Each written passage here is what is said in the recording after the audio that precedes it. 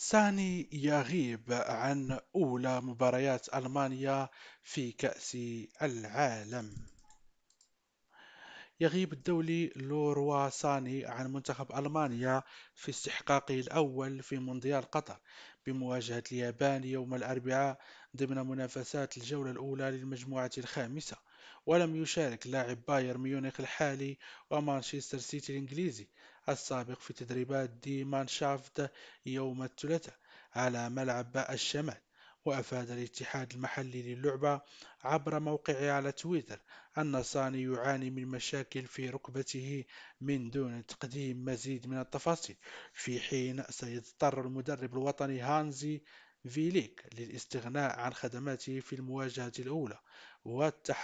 والتحق ساني بالمنتخب الوطني وهو في قمة مستواه، حيث سجل 10 أهداف في 19 مباراة في منتخب المسابقات مع فريقه البافاري، إضافة إلى 6 تمريرات حاسمة.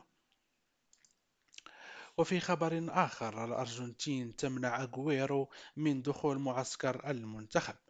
انتقد سيرجيو أغويرو المهاجم الأرجنتيني السابق اتحاد الكرة المحلي في بلاده بعد منعه من دخول معسكر الفريق قبل المباراة الافتتاحية ضد السعودية في كأس العالم لكرة القدم.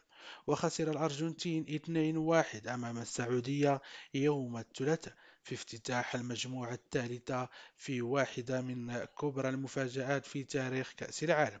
وأراد أغويرو الذي سجل 41 هدفا دوليا في 101 مباراة مع الأرجنتين وشارك في 3 نسخ لكأس العالم أن يقابل زملائه السابقين. وقال أغويرو في بث مباشر على يوتيوب من قطر: لم أشاهد فريق الأرجنتين حتى الآن، لنرى ما سيحدث لأن كل شيء كان غريبا.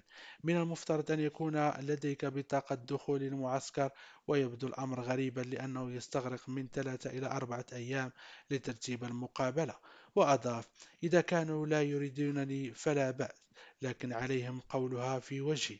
لم أؤذي أي شخص وتصرفت دائما بشكل جيد. ربما هناك أشخاص من داخل الاتحاد الأرجنتيني لا يعجبهم شيئا ما قلته لكني لا أتذكره. وتابع: سألت عن سبب منعي وقالوا لي إن القرار يأتي من الأعلى، لكنني أرى أنه تم السماح لأشخاص آخرين بالدخول. لقد كنت مع المنتخب من قبل، وهم المسؤولون يرتبون أوراق الاعتماد سريعا.